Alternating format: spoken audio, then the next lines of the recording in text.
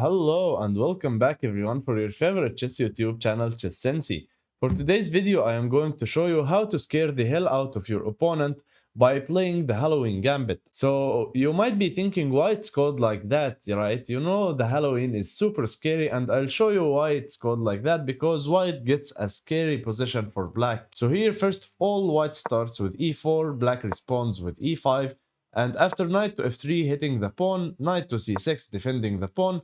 Here we are going to go knight to c3, inviting black for the 4 knights game with knight to f6. So after black goes knight to f6, also black can go bishop to c5 instead of knight to f6, but I'll show you this line at the end of the Halloween Gambit. So the Halloween Gambit starts after knight takes e5. Boom. After knight takes e5, you might be thinking, wow, are you crazy? You are sacrificing a piece for just a pawn in the middle of the board. But it's not really like that. It is the huge center that white gets after knight takes e5 and pawn to d4, hitting this knight. Now you can see that these pawns will march up the board really quickly and these knights will get harassed so many times. So here first of all, any forward knight move like knight to g4, then here we have pawn to e5, kicking away this knight, and after the knight moves to g8, then here we are just going to win back the piece. We will get a huge center, a huge lead in development as these bishops are opened, and here black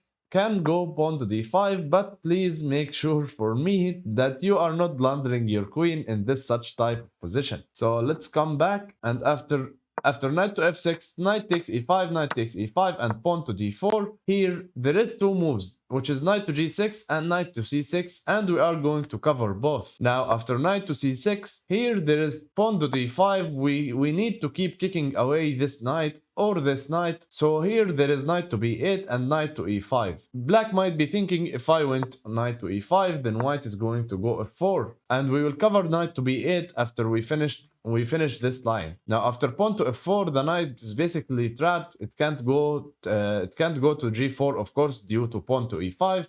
So it would have to retreat back to g6. And after pawn to e5, you can see now that this is super scary for black, as black will have to play something like knight to g8. And after knight to g8, here we will get a huge center, a huge lead in development as a sacrificed piece. And you actually can see the engine.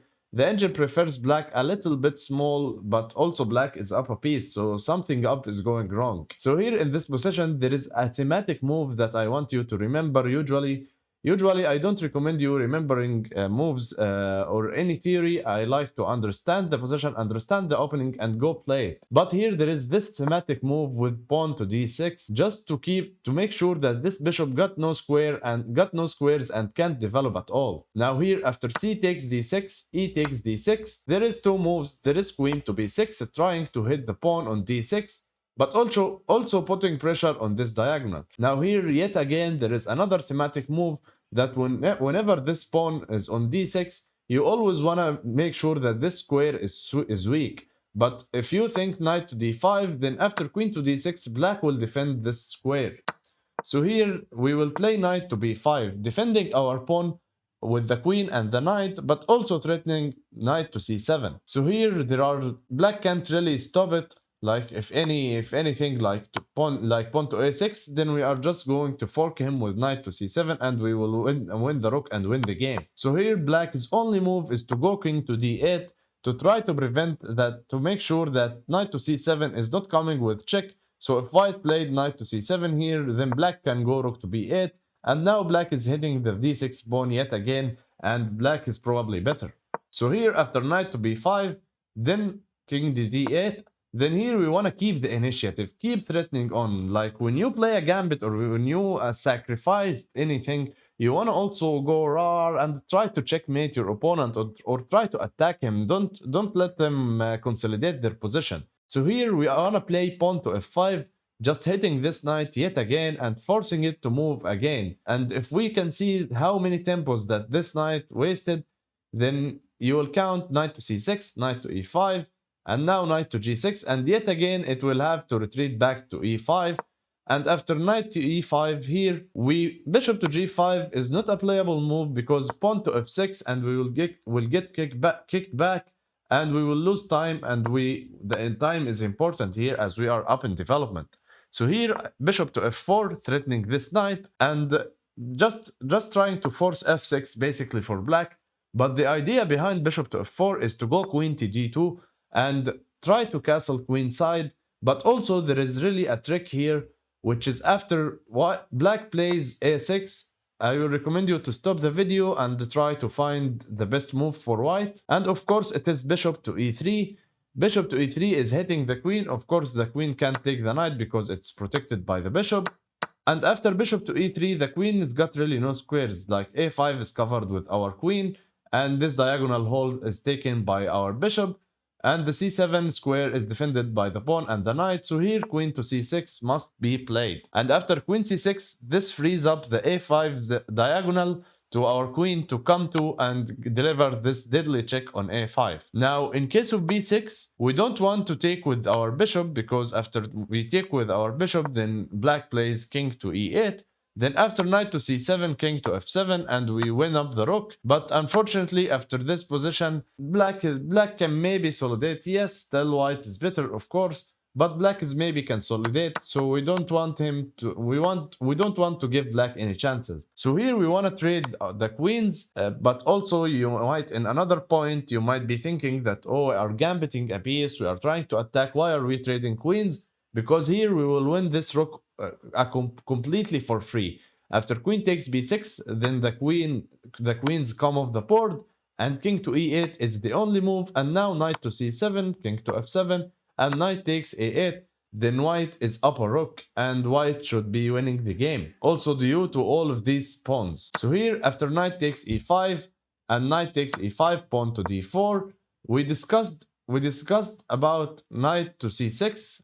Now let's take a look after knight to g6 how to proceed. Now here we want to keep attacking again, so we will play pawn to e5, and after pawn to e5, then this knight got really no good squares. It can't jump to the center, and also g4 is covered by our queen. So the knight will have to retreat back to g8, and now we want to play queen to f3 to set up bishop to c4 and try to go for checkmates, as these pieces are really hard to develop. So in this position, if black played knight to h6, then here we can trade the bishop for the knight and play bishop to c4, basically forcing queen to e7 to defend the pawn. And after queen to e7 here, we want to play knight to d5, hitting the queen, but also coming to f6, the f6 square, but also hitting c7. Like one example, that if black played queen to e6, then after knight takes c7, then this is a royal fork and we will win the queen. And of course the queen got no moves on this diagonal, so the queen would have to retreat back. But here after knight to f6 check, then white is just winning. For example, if black intended to play king to f7 here, king to e7, excuse me, then there is this beautiful move, which is knight to g8, sacrificing the knight. Of course, if the king can come back, then here it's just checkmate. And also if black took the knight, then queen to f7 is yet again a checkmate. Now let's come back to our main position. After knight to f6 and knight takes e5. Now in this position here, we want to discuss that if black goes knight to b8, what is the example? Like we saw knight to e5 runs into f4. So black might be thinking, okay, I don't want to run into f4, so I will play knight to b8. Here we want to also, the themes are pretty repetitive, so you will get good at, if you studied one variation, you will be good at all variations. So here we want to play pawn to e5, hitting this knight yet again, and of course the knight still can't move forward, so the knight would have to move backwards. And after the knight moves backward, here the same theme again with pawn to d6 will be played, just to make sure that this bishop can't really develop. And after the trade happens, again after queen to b6, you can see that this line we just showed in just a second, but with the pawn on f4 or the pawn on f5. Now again, in case of black played knight to a6, trying to cover up the c7 square, then there is this brilliant move, which is queen to e2. Essentially, there is no piece can block on e7 because we have a pawn on d6. So the king would have to go to d8. And here we want to play bishop to e3, hitting the queen. But also after queen to c6, we are prepared to the long castle. And after the long castle, you can see, yes, black is up a piece, but yeah, where is the piece? What is the piece doing? So after something like knight to f6, then we can play bishop to g5, pinning this knight and ready to take the knight in the next move. And yeah, you can see how bad the black position is. And of course, this bishop can't go to g6 at any moment. Black can't play g6 and bishop g7 at any moment. Like I will give you one sample line. If in case of h6, then after the trade happens and white goes, for example, pawn to h4 to try to lift up this rook to the center of the board, then also black yet can't develop his bishop because queen to e7 is going to be checkmate. So black will have a really hard time to try to develop the king side pieces. Okay, let's come back to our main position after comes with the 4 knights game. Now here in this position, if black didn't play knight to f6, and instead played bishop to c5. Now here, after bishop to c5, then this is probably fine for white. If in case of white tried to play bishop to c4, then black played knight to f6. And yeah, castles, yeah, there is nothing wrong with that. But I will show you a better line against bishop to c5 specifically. Then you are still going to go knight takes e5, but in this time you are really not sacking the piece, as if black took on d4, then there is pawn to d4, forking the bishop and forking the knight. And in case of black takes the pawn on d4, then after queen takes d4, then this knight is hit, and also the knight can't really move because the g7 pawn is hanging, and with it black is going to lose the rook after something like queen to f6. Then we have bishop to h6, which is a brilliant move. Of course, if the queen takes, then we will win the rook. And if the knight takes, then we will win the queen. And white is just winning a rook after bishop to h6. So here in this position, black will have to play something like pawn to d6. And here we can go bishop to f4, keep hitting this knight. And again, we are ready to castle queenside. We are ready to go bishop to c4, knight to d5. And just creating a super crazy attack on black on the middle of the board. So here, also there is another line after knight takes e5. After knight takes e5, then black might be thinking, okay, if I take your knight, you will play d4 and you will get back your piece. So what about I will take the pawn on f2 and make white lose the right to castle and make white have a weak king on f2. But it's actually not a weak king. And why is that? And because after knight takes e5, you can see that there is no pieces for black to attack with, right?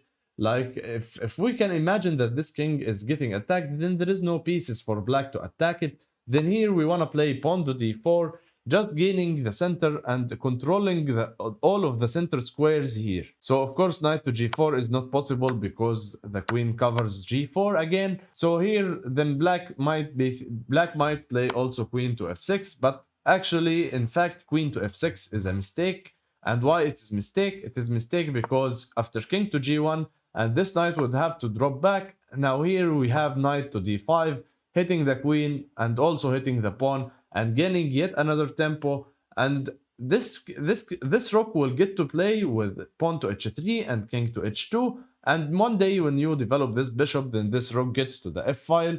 Then the position is super good for white. So let's come back. Also after knight takes e5 and knight takes e5, after pawn to d4, then there is this move for black, which is bishop to d6. Now here, of course, we will regain our piece and black will take with his bishop. Now this is a better version for black from taking on f2. And why is that? Here we are going to go pawn to f4, yet again hitting the bishop, and we don't really worrying about the double pawns, because the double pawns actually are not something huge in this position. And why is that? Because the position is opened up and we are the ones that have the bishop pair. Also, we are the ones that was controlling the center. So this will be very good for white. So sample line will go like pawn to d6 for black. And here we want to play bishop to c4, activating this bishop. And of course, any queen to h4 is going to be responded with g3. So black is not really going to do that. Black might be going knight to f6, hitting the pawn on e4. Then here also, yet again, we can play pawn to e5. And in case of black takes, then here we will just trade the queens. and take this pawn and go for the f7 pawn, like knight to g4 hitting our pawn. Then bishop takes f7, knight takes e5, and bishop to g5 check. Then white is better, and probably white is going to win the game after king to d7. Then here we can castle again with check. Yes, it is an end game, but as we saw at the Russo Gambit, which is two videos late, then white is really going for checkmate at the end game without the queens on the board. So let's come back to our main position here. Black also might go knight to c6 and just saying, you know what, I don't want anything. You will take my bishop. And yeah, this line is a quiet line, but again the same ideas applying, right? After knight to f6, then we are going to go bishop to e3, of course, to hang to this pawn, and we will go queen to d2 and castle queenside. After castling, then queen to d2, and after pawn to b6 from black, then here we can just go pawn to f3. Of course, we don't want to take because it will activate his rook at the open file, and we are just ready to castle queenside, and white is yet again better. Thank you guys for watching the video. I hope you enjoyed it. Make sure to also to take a look at how to respond to the Vienna Gambit, which is our latest video, and goodbye.